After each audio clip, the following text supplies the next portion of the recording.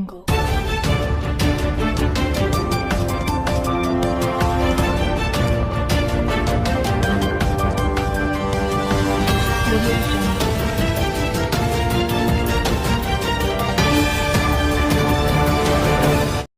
To మన Bheemili news. ముందుగా bulletin లో హెడ్లైన్స్.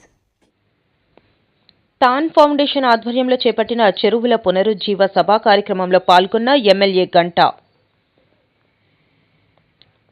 జిల్లా కలెక్టర్ కార్యాలయంలో ఇన్ఛార్జి మంత్రి కొల్లు రవీంద్ర ఘాటు వ్యాఖ్యలు. కూటమి ప్రభుత్వంలో మహిళలకు భద్రత లేకుండా పోయింది. ఎమ్మెల్సీ వరదు కళ్యాణి ఆగ్రహం వ్యక్తం.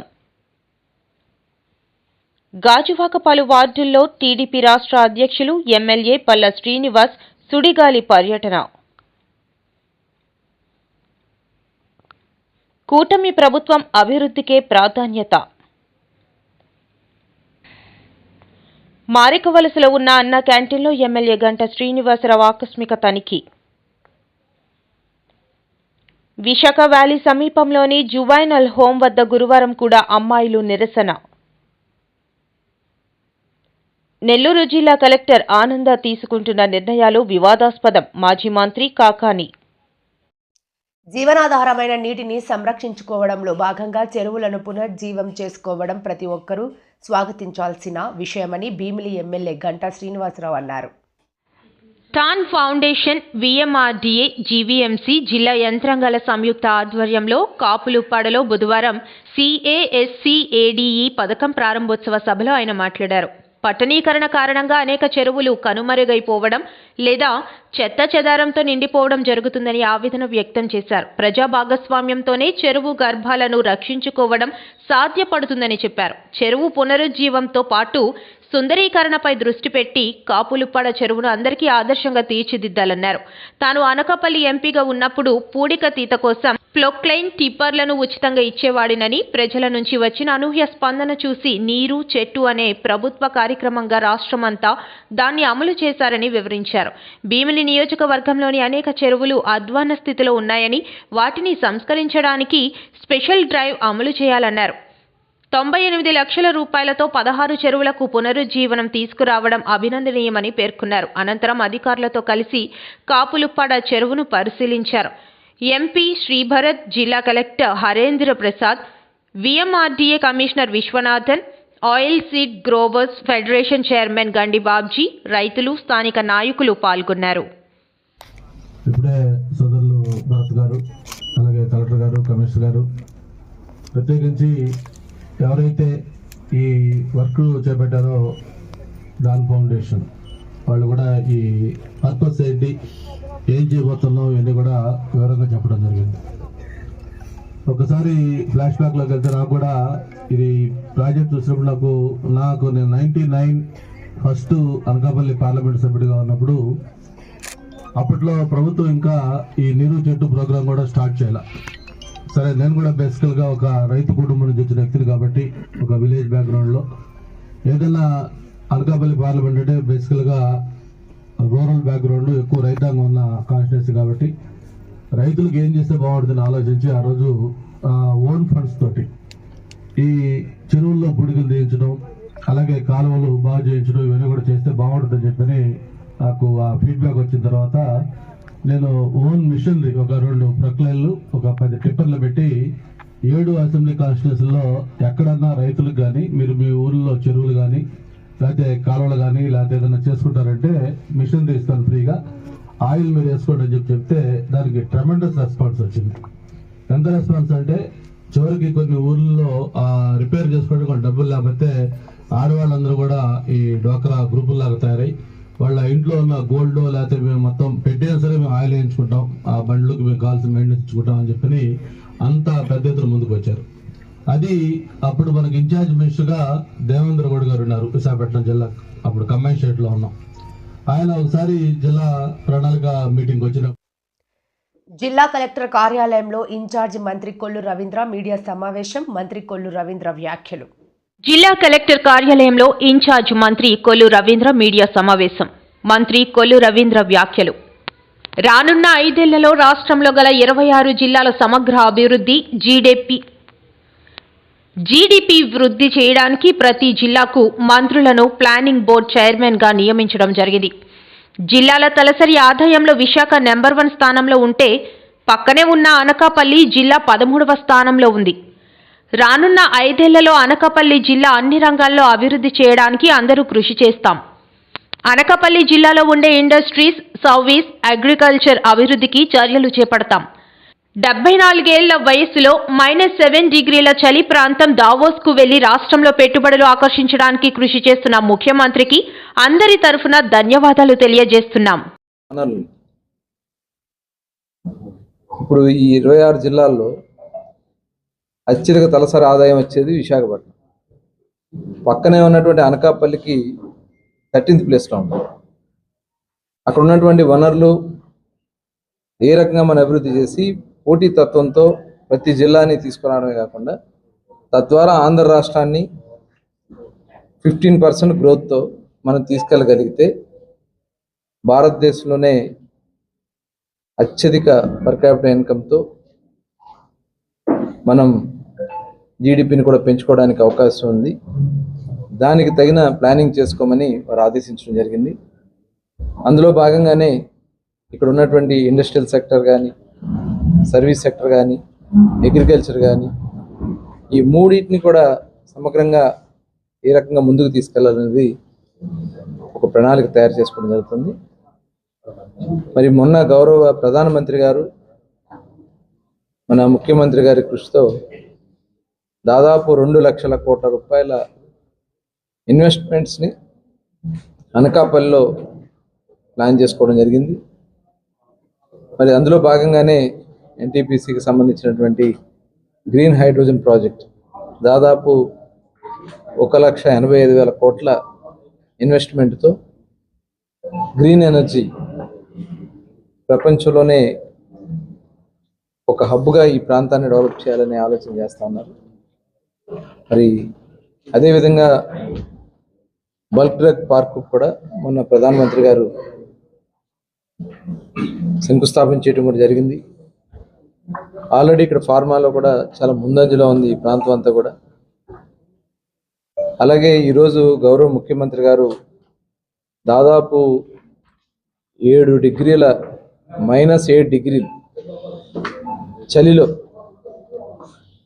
74 సంవత్సరాల వయసులో ఆంధ్ర రాష్ట్రం కోసం పరితపిస్తూ ఇవాళ పెట్టుబడులను ఆకర్షించడానికి, మనకున్నటువంటి వనరుల్ని సద్వినియోగం చేసుకోవడానికి వారు చేస్తున్నటువంటి కృషిలో భాగంగానే ఇవాళ ఆర్సీఆర్ మిట్టల్ కూటమి ప్రభుత్వంలో మహిళలకు భద్రత లేకుండా పోయిందని ఎమ్మెల్సీ వరుదు కళ్యాణి ఆగ్రహం వ్యక్తం చేశారు. విశాఖపట్నంలోని వైఎస్ఆర్సీపీ కార్యాలయంలో మీడియాతో మాట్లాడిన ఆమె హోంమంత్రి సొంత జిల్లా భీమిలి నియోజకవర్గంలో 2 మైనర్ బాలికలపై జరిగిన అత్యాచార ఘటనలు ఆందోళన కలిగిస్తున్నాయని అన్నారు. కొత్త వ్యవస్థల్ని మహిళల రక్షణ కోసం మీరు తీసుకురాకపోవడం వలన భద్రత ఎంత ఘోరంగా ఉందో మనందరము చూస్తూ ఉన్నాం. ఇన్ని వరుస సంఘటనలు, రోజుకి 50-60 సంఘటనలు మహిళల మీద దాడులు కానీ, అత్యాచారాలు కానీ, హత్యలు కానీ జరుగుతున్నాయని ప్రభుత్వమే మొన్న అసెంబ్లీ సెషన్స్ లో చెప్పడం జరిగింది. అంటే గంటకు 2-3 సంఘటనలు మహిళల మీద ఇలాంటివి జరుగుతూ ఉన్నాయి. దీని అన్నిటికీ కారణం ఏంటి?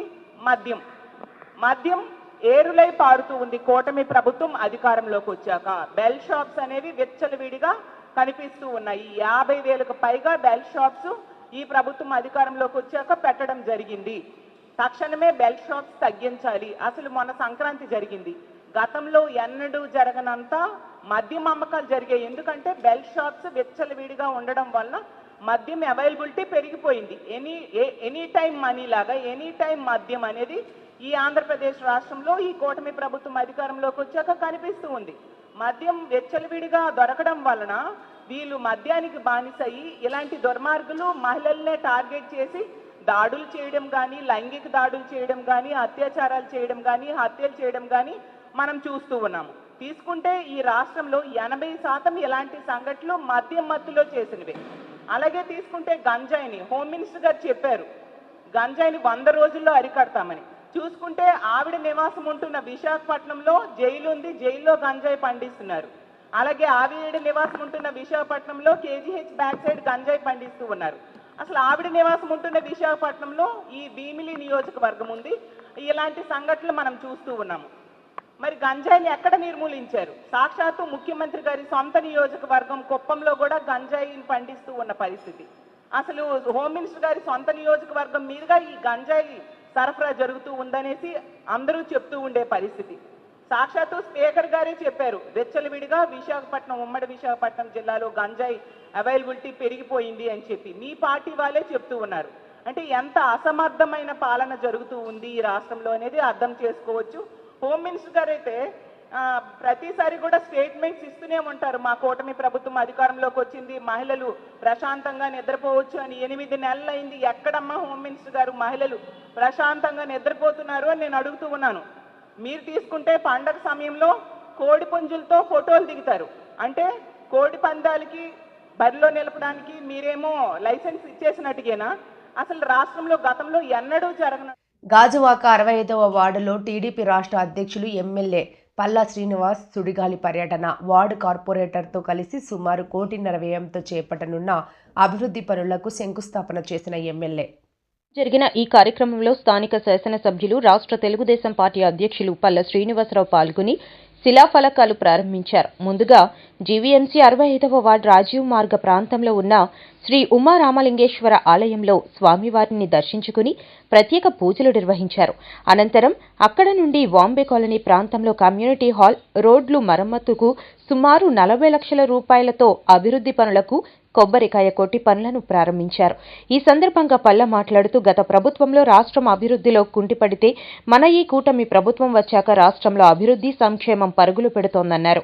ప్రజల అవసరాలను తీర్చడమే లక్ష్యంగా ఆయా అభివృద్ధి పనులకు నిధులు కేటాయిస్తున్నట్లు తెలిపారు. నియోజకవర్గంలో అన్ని వార్డులతో పాటు 65వ వార్డును కూడా అన్ని రంగాలలో అభివృద్ధి చేసేందుకు పూర్తి సహకారం అందిస్తానని చెప్పారు. ఈ కార్యక్రమంలో కూటమి నాయకులు, అధికారులు తదితరులు పాల్గొన్నారు.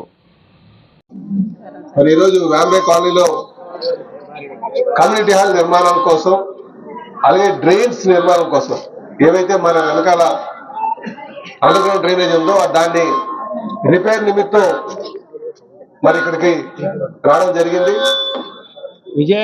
మున్సిపాలిటీ ఫండ్స్ నుంచి సుమారు 20 లక్షల రూపాయలు కమ్యూనిటీ హాల్ రిపేర్ కి, ఇంకో 20 లక్షల రూపాయలు సుమారు 18 లక్షలు మన డ్రైన్స్ కి పెట్టడం జరిగింది. ఇంకొక 20 లక్షల రూపాయలు కానీ తీసుకొస్తే మొత్తం డ్రైనేజ్ వర్క్ అంతా కూడా పూర్తి అయ్యేటటువంటి పరిస్థితి ఉందని చెప్పి ఈ సందర్భంగా తెలియజేస్తున్నాం. ఆ మిగతా బ్యాలెన్స్ 20 లక్షలు కూడా ఏఈ గారికి, ఇక్కడే ఉన్నారు ఈ గారు, వాళ్ళందరూ కూడా చెప్పడం జరిగిందని చెప్పి తెలియజేస్తున్నాం. త్వరలోనే మొత్తం డ్రైనేజ్ వ్యవస్థ అంతా కూడా రిపేర్ చేసి మరి ఆ వినియోగంలోకి వచ్చేటట్టు చేస్తామని చెప్పి మీ అందరికీ కూడా తెలియజేస్తున్నాం. అలాగే ఇప్పుడు ఈ కమ్యూనిటీ హాల్ ఉందంటే, ఈ కమ్యూనిటీ హాల్ కట్టిన తర్వాత ఎవరు కూడా వినియోగించకంటేనే ఈ స్థితికి వచ్చింది. ఇది ఎవరు ఇలా తయారు చేస్తారన్న దానికి సమాధానం ఎవరు చెప్పాలి? ప్రభుత్వం డబ్బులు పెడతాది, కానీ దాన్ని పరిరక్షించేసినటువంటి బాధ్యత అందరూ కూడా కోఆర్డినేట్ చేసుకొని వర్క్ చేయాలి మీరందరూ. ఎందుకంటే లాస్ట్ టైం పక్కనలో కూడా మీరందరూ బాగా సహకరించి ఆ సగం వర్క్ కూడా చేసేటప్పుడు ప్రజలందరూ బాత్రూమ్లు వాడడం మానేయాలి. ఫస్ట్ టైం మాత్రం అది లేకపోతే మీరు అక్కడ పని చేయలేరు, కాంట్రాక్టర్ కూడా పని చేయలేరు. బాత్రూమ్లో ఇంచుమించు ఒక 20 days మీరు వాడడం మానేయడానికి మనం పబ్లిక్ టాయిలెట్స్ తెచ్చి పెట్టాం, అలాగే పెట్టడం జరుగుతుంది. ఆ కాంట్రాక్ట్ వేయకపోతే మళ్ళీ బతులాడు వేయించాం. ఎందుకంటే ఈవిని ముందుకు రావట్లేదు వర్క్ చూసి, ఎందుకంటే పులికాలు అవి చేయాలంటే కొంచెం ఇబ్బంది పడుతుంటారు. సో అందరూ కూడా సహకరించాలని చెప్పి మనస్ఫూర్తిగా కోరుకుంటూ, ఏదైతే పెండింగ్ ఉన్నాయో ఎమ్మెల్యే గారు మనకి ఇచ్చిన అవకాశం ఏంటంటే, ఆయన రాష్ట్ర నాయకులు అవ్వడం వల్ల మనకి విపరీతమైన గ్రాంట్లు రావడానికి ఎక్కడ కూడా ఆలోచన లేదు. ఆయన మాట చాలా పవర్ఫుల్ ఉంది. ఇప్పుడు అందుగురించి గాజువాక దశ మారిపోద్ది అని ఎటువంటి అనుమానం లేదు. ఖచ్చితంగా ఏదైతే మీరు పనులు ఉన్నాయో అది మనం లౌకికంగా ఆయన దగ్గరికి వెళ్ళి అర్జీ పెట్టుకొని ప్రతి విషయం కూడా చేయించుకోవాలని చెప్పేసి ఈ మహిళా సోదర వాళ్ళందరికీ కూడా తెలియజేసుకుంటూ, కూటమి ప్రభుత్వం అభివృద్ధికే ప్రాధాన్యత. టీడీపీ రాష్ట్ర అధ్యక్షులు పల్లా శ్రీనివాసరావు 2 కోట్ల రూపాయల అభివృద్ధి పనులకి శంకుస్థాపన. 2 నెలల్లో 10 కోట్ల రూపాయలతో అభివృద్ధి బోండా జగన్నాథం. రాష్ట్ర అధ్యక్షులు గాజువాక నియోజకవర్గం ఎమ్మెల్యే పల్లా శ్రీనివాసరావు అన్నారు. బుధవారం జీవీఎంసీ 87వ వార్డులో 2 కోట్ల అభివృద్ధి పనులకు శంకుస్థాపన చేశారు. ఈ సందర్భంగా ఆయన మాట్లాడుతూ పెండింగ్ పనులన్నీ పూర్తి చేస్తామని, ఇండోర్ స్టేడియం మరియు మరిన్ని అభివృద్ధి పనులు చేయటం లక్ష్యంగా పెట్టుకున్నామని అన్నారు. అనంతరం టీడీపీ రాష్ట్ర కార్యదర్శి స్థానిక కార్పొరేటర్ బోండా జగన్నాథం మాట్లాడుతూ 2 నెలల్లో సుమారు 10 కోట్ల రూపాయలతో అభివృద్ధి పనులకి శంకుస్థాపన చేయనున్నామని అన్నారు. స్మార్ట్ వార్డుగా అభివృద్ధి చేస్తానని, గ్రేటర్లో అభివృద్ధిలో ప్రథమ స్థానం మన వార్డు ఉండేటట్లు చూస్తానని హామీ ఇచ్చారు. దశాబ్ద కాలంగా పెండింగ్లో ఉన్న గ్రౌండ్ను ఎమ్మెల్యే సహకారంతో పూర్తి చేస్తామని అన్నారు. ఈ కార్యక్రమంలో వార్డు అధ్యక్షులు రాజన్ రాజా, జిల్లా నాయకులు దివ్య అప్పారావు, కల్లేపల్లి శ్రీనివాస్ వర్మ, సీనియర్ నాయకులు ప్రగడ దానయ్య, పావడ రమణమూర్తి, ఆనంద్ కుమార్, సూరిశెట్టి పెంటారావు, ద్రోణాద్రి అప్పలనాయుడు, జనసేన నాయకులు ఇందిరా ప్రియదర్శిని, కర్రి నరసింగరావు, కనితి ఈశ్వర్రావు, గెద్దడ రాంబాబు, మల్లరాము, గెద్దడ అప్పారావు, పోతల కృష్ణ, కడుపుట్ల శ్రీను, జోసెఫ్, నాగేశ్వరరావు, జాన్ రమేష్, ఆదినారాయణ, కోరుకొండ కళ్యాణ్ చక్రవర్తి, సూరిబాబు, రాజు, దేముడు, పాల్, సాయివర్మ, మాటూరి రాము, భాస్కర్, కర్రి రాజు, గణేష్, రాధాలమ్మ, శెట్టి బలిజ సేవా సంఘం, Ganesh Nagar association, Tirumala Nagar association, Siddhartha Nagar association, సచివాలయం సిబ్బంది, ఆర్పీలు, మహిళలు పాల్గొన్నారు. అందరికీ నమస్కారం. ఈరోజు గాజువాక నియోజకవర్గంలో సుమారు 20 కోట్ల రూపాయలతో అభివృద్ధి కార్యక్రమాలకి శంకుస్థాపన చేయడం జరిగింది. అందులో భాగంగా ఈరోజు మరి 87వ వార్డులో మా స్థానిక కార్పొరేటర్ సోదరులు బొండా జగన్ ఆధ్వర్యంలో 2 కోట్ల వర్కులకి శంకుస్థాపన చేస్తున్నామండి. భవిష్యత్తులో ఇంకా ఎక్కడైతే పెండింగ్ వర్క్లు ఉన్నాయో ఆ పెండింగ్ వర్క్లన్నీ కూడా పూర్తి చేస్తామని చెప్పేసి ఈ సందర్భంగా తెలియజేస్తున్నాం. Telugu Desam, Janasena, BJP, NDA partners అందరి సహకారంతో ఈరోజు ఈ అభివృద్ధి కార్యక్రమం చేపట్టామని చెప్పి తెలియజేస్తున్నాం. భవిష్యత్తులో ఇంకా కూడా మంచి మంచి కార్యక్రమం చేస్తాం. ఈ ప్రాంతాన్ని బాగా అభివృద్ధి చేస్తాం. అందరి బృందాన్ని మనం నేర్చుకుంటామని చెప్పేసి ఈ సందర్భంగా తెలియజేస్తాం. నమస్కారం. ముఖ్యంగా 87వ వార్డు ప్రాంత నాయకులు, కార్యకర్తలు, రాష్ట్ర అధ్యక్షులు గౌరవనీయులు గాజువాక శాసన పల్లా శ్రీనివాస గారి ఆధ్వర్యంలో ఈరోజు 2 కోట్ల రూపాయలు శంకుస్థాపన చేసుకోవడం జరుగుతుంది. మరి అలాగే ఏదైతే ఎంకే పార్క్ డాక్యుమెంట్ చేసిన తర్వాత అనేక మార్లు ఉద్యమాలు చేస్తే అన్నయ్య మరి స్థానికంగా ఉన్నటువంటి కమిషనర్ గారు మనం తీసుకొచ్చి 10 కోట్ల రూపాయలు మొన్న ఏదైతే మన కౌన్సిల్లో ఆమోదం తీసుకోవడం కూడా జరిగింది. త్వరలో మీకు తెలిసి మార్చిలో కమిషనర్ గారు 10 కోట్ల రూపాయలు శంకుస్థాపన చేయడం జరుగుతుంది. ఈవేళ గాజువాక నియోజకవర్గ ప్రాంతంలో సుమారు 20 కోట్ల రూపాయల వరకు శంకుస్థాపన చేయడానికి అన్నయ్య కొనుక్కోవడం జరిగింది. ఎందుకంటే మన రాష్ట్ర అధ్యక్షులు అయ్యి ఎత్తిరవడం వల్ల మనం శంకుస్థాపన అనేవి అంతే విడివిడిగా చేసుకోవడం అవ్వట్లేదు. కాబట్టి ఈరోజు పెట్టామని, ఎందుకంటే మళ్ళీ ఎమ్మెల్సీ కూడా వస్తుంది కాబట్టి ఈరోజు ఏర్పాటు చేయమని చెప్పుకోవడం జరిగింది. కావున అందరూ కూడా మధురవాడ జీవీఎంసీ 5వ వార్డు మారికవలస రాజీవ్ గృహకల్ప కాలనీలో ఉన్న అన్నా క్యాంటీన్లో ఎమ్మెల్యే గంటా శ్రీనివాసరావు ఆకస్మిక తనిఖీ చేశారు. స్థానికులతో కలిసి ఎమ్మెల్యే గంటా శ్రీనివాసరావు భోజనం చేశారు.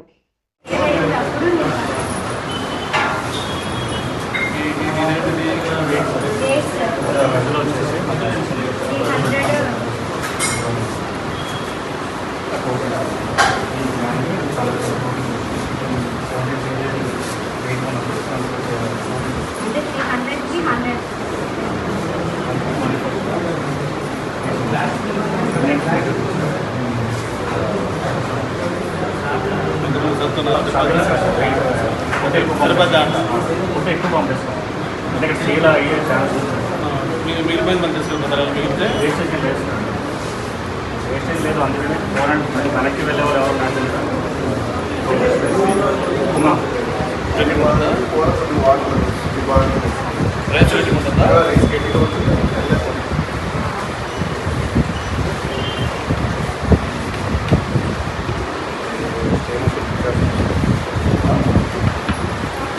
మరి ఎందుకు పెట్టుకుంటాను సార్?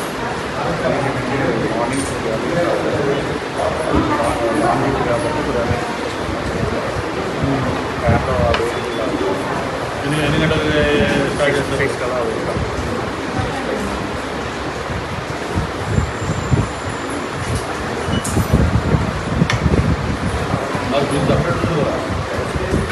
సపరేట్ అయినా మొత్తం నచ్చలేదు.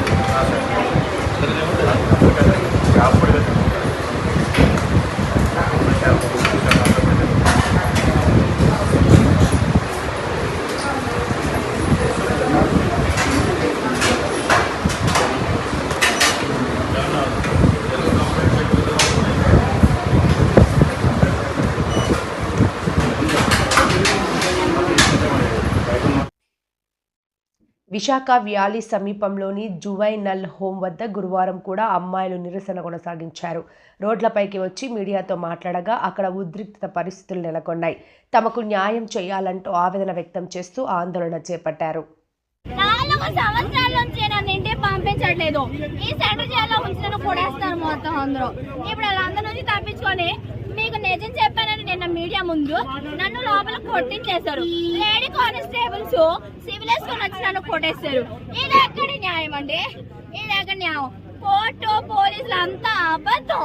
ఇది న్యాయం చేసేదాకా నేను ఊరుకోని చెప్తున్నాను. నేను చెప్పను, నా బాధ చెప్పని బాగు, నా బాధ నేనే చెప్తాను. నాకు న్యాయం చేయాలి. పోలీసులు నా తల్లి, నా అన్నయ్య, నా పెదనాన్న మీద నేను ఫోక్సో కేసు పెట్టానని నేను పెట్టకుండా పల్లె కోటేశ్వరరావు, మాలవాడి శ్రీనివాసరావు మొత్తం police station, Mylavaram police station మొత్తం అందరూ ఊరందరూ ఒకటైపోయి మా కుటుంబానికి అన్యాయం చేసి కేసు పెట్టేసి నా కుటుంబంలో నమ్మేస్తున్నారు. కేసు పెట్టి వాళ్ళు జైలు పంపించారు. నన్ను జైలు పంపించారు. 4 సంవత్సరాలు నేను గేట్ తీసుకొని లోపల ఏం జరుగుతుందో మీకు తెలుస్తుంది. ఇలా మమ్మల్ని పిచ్చి హాస్పిటల్ తీసుకెళ్తారు. మాకు పిచ్చి లేదు. ఇలా ఎందుకు అడుగుతున్నామని రేకులెక్కి మీరు అన్నంతా బయట పెడుతున్నామని మాకు పిచ్చి మందులు వేసి లోపల పడుకోబెడుతున్నారు. ఒకసారి అడగంటే బుక్ తీసుకెళ్ళంటే 4 మంది పిచ్చోళ్ళు. వారానికి ఒక 2 ముగ్గురు తీసుకెళ్తున్నారు హాస్పిటల్. ఒకసారి ఆవిడ అడగండి, ఆలే కదా ఆటోకి డబ్బులు పట్టుకొని వెళ్తున్నారు. ఇక్కడ ఒక ఆవిడ ఉంటుంది స్లీపర్ వేసామని, అలా ఆయన బయట మళ్ళీ బయట ఆటోలు ఏమైనా మేము చెప్పేస్తాం కదా వాళ్ళకి. అందుకే ఇక్కడ పనిచేసిన ఆవిడ ఆటోనే, అలా ఆయన ఆటోనే పట్టుకొని వెళ్తారు, పట్టుకొని తీసుకొస్తున్నారు. మాకు పిచ్చి మందులు వేసేస్తున్నారు, మొత్తం మందులు వేస్తున్నారు. మేము పడుకునేటట్టు చేస్తున్నారు. మనం చదువుకోవట్లేదు. నేను ఇప్పుడు ఇంటర్ సెకండ్ ఇయర్ ఉండదని ఇంకా 10th కూడా కట్టలేదు. ఏదో వాళ్ళు ఒకసారి గేట్ తీసుకొని లోపలికి వెళ్ళండి. మీరు మాకు న్యాయం జరగాలి. న్యాయం చేసేది నేను ఇంటికి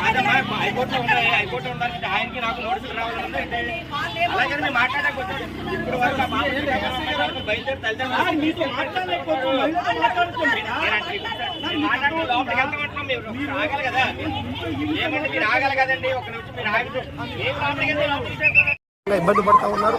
లోపల కూడా వాళ్ళు కూడా ఇప్పుడు కూడా చూస్తున్నాం, డ్రగ్స్ తీసుకునే విధంగా మాట్లాడుతూ ఉన్నారు. అవి కూడా ఒక లోపలికి వెళ్ళబోతున్నాయి అనేది ఒక కమిషన్ అనేది కంప్లీట్ గా ఏర్పాటు చేసి నిజ నిర్ధారణ ఓన్లీ ప్రభుత్వం నుంచే కాకుండా అన్ని ప్రజా సంఘాలు.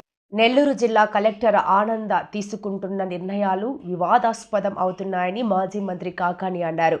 రెడ్ క్రాస్ ప్రాథమిక సభ్యత నుంచి వైఎస్ఆర్సీపీ సానుభూతి పరులను తొలగించే అధికారం కలెక్టర్కు లేదని స్పష్టం చేశారు. మీరు 3 పూట్ల తిండి తినడానికి లేదని ఆర్డర్లు పాస్ చేస్తారేమో. నాకు అనుమానం వస్తుంది మీ వ్యవహారం చూస్తుంటే, మీ వ్యవహార శైలి చూస్తుంటే. ఈరోజు 5,000 మంది మెంబర్లు ఉంటే 5,000 మంది 15 మందిని ఎన్నుకుంటే, ఆ 15 మంది ఆఫీస్ బ్యారర్స్లో చైర్మన్ ఎన్నుకుంటే, ఆ చైర్మన్ ఏదో మా మీద వివాదాస్పదంగా ఉంది. నిజంగా నేనైతే చెప్పా చంద్రశేఖర్ రెడ్డికి, నువ్వు తొందరపడద్దు. 5,000 మంది ప్రతినిధులుగా ఉండేటువంటి, సభ్యులుగా ఉండేటువంటి వాళ్ళు 15 మంది మేనేజింగ్ కమిటీని ఎంపిక చేసుకుంటే, ఆ 15 మంది నిన్ను ఎంపిక చేసుకుంటే వాళ్ళందరూ 5,000 మంది భావాలకు విరుద్ధంగా నువ్వు ఎందుకు రాజీనామా చేస్తున్నావు అని అన్నాను. లేదన్నా, నా వల్ల రెడ్ క్రాస్ అనేటువంటి సంస్థ వివాదాస్పదం కాకూడదు కాబట్టి నేను నిర్ణయం తీసుకున్నానని చెప్పి దాని మీద నిర్ణయం తీసుకున్నాడు పాప. సరే, నేను కూడా ఆహ్వానించాను. ఓ నిర్ణయం తీసుకున్నాడు. ఎందుకంటే మృదు స్వభావి, ఎందుకు మన వల్ల రెడ్ క్రాస్కి అనేటువంటి దానికి చెడ్డ పేరు రాకూడదని నిర్ణయం తీసుకున్నాడు. మంచిదే. దాన్ని తీసుకుని 7వ తేదీ